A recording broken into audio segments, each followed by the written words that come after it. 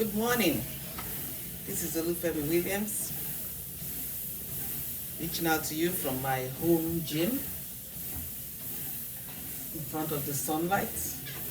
So today we are going to be talking about vitamin D. I've been counseling some patients, like doing some consults, and I see that a lot of people are on vitamin D. So I decided to share with you some things about vitamin D which you might not know. So I'll talk about the actions, the side effects, the interactions, and at the end I'm going to tell you about some reasons why the vitamin D as you know it may not work for some people. So that's very important. So vitamin D is sometimes referred to as calciferol. It's naturally present in some foods, and it can be added to fortified products like milk and juices. You also get vitamin D from the sunlight. So what happens is when the ultraviolet rays from the sunlight hit your skin, they trigger the synthesis of the vitamin D in your body. Now, vitamin D is important for functions like your bones because it helps the absorption of calcium. It's good for your nerve function, and it's also very good for your immune system.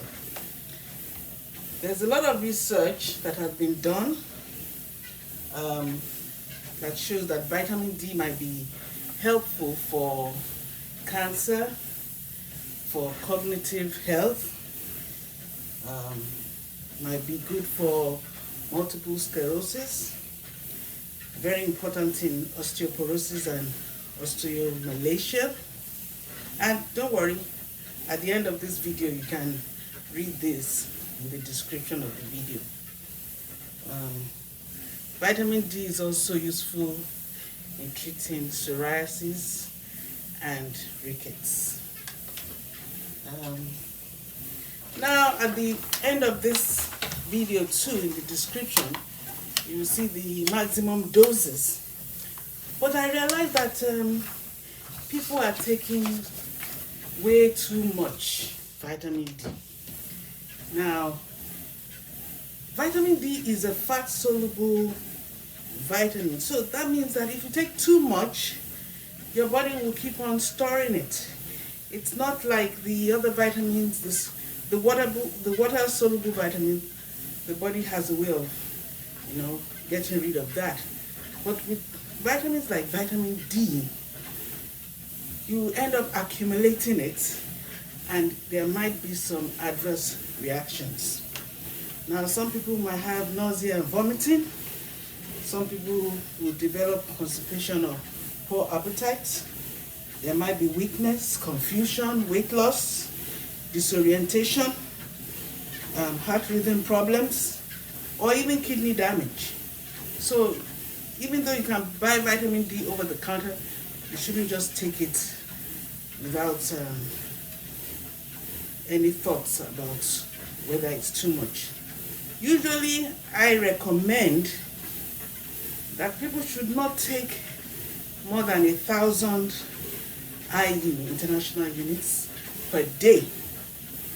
Now, you don't really need more than 600 IU a day, but if you take 1,000, it's okay.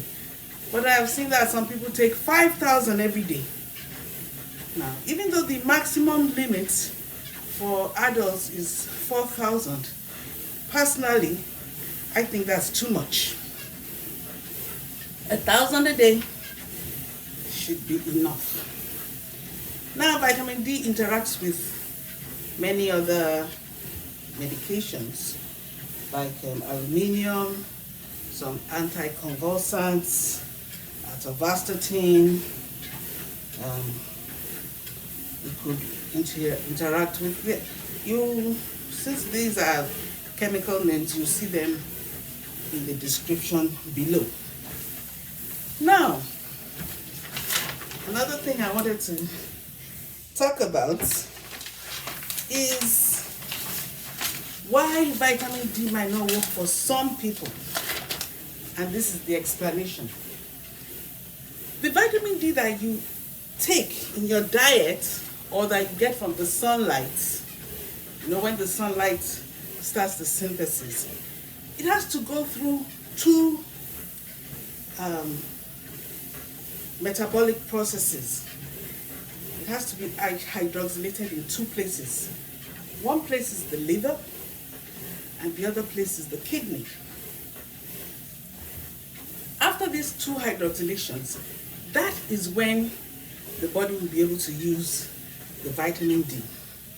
So there are some people who get vitamin D, but they cannot hydroxylate it to the active vitamin D. So for those people, no matter how much vitamin D they take, it will not be active in their bodies. So that's why sometimes in the elderly, or sometimes some children who have some, maybe they have some deficiencies when they were born, those people would need a special type of vitamin D, which they can get as a prescription, so that the body would not have to go through those two hydroxylations. It will either take them straight to the active vitamin D, which is commonly known as, it's 125 dihydroxycholecalciferol, but you can get it as a prescription. There's calciferol, there's pacitrol. The doctors know about it. So it's very important, if there's a child who is getting enough sunshine and still is having rickets, very serious curved legs, they might not be able to synthesize the active vitamin D. So the doctor needs to get a product, a prescription product that will work. There's another one called alpha calcidol. That's also very good. So those ones will help.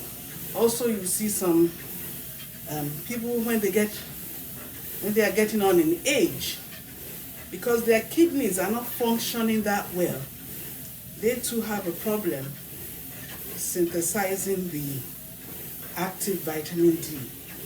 So at that stage, the doctor, instead of just telling them, oh, use more vitamin D, the doctor should prescribe these prescription medications which will bypass all that, and the patient will be able to get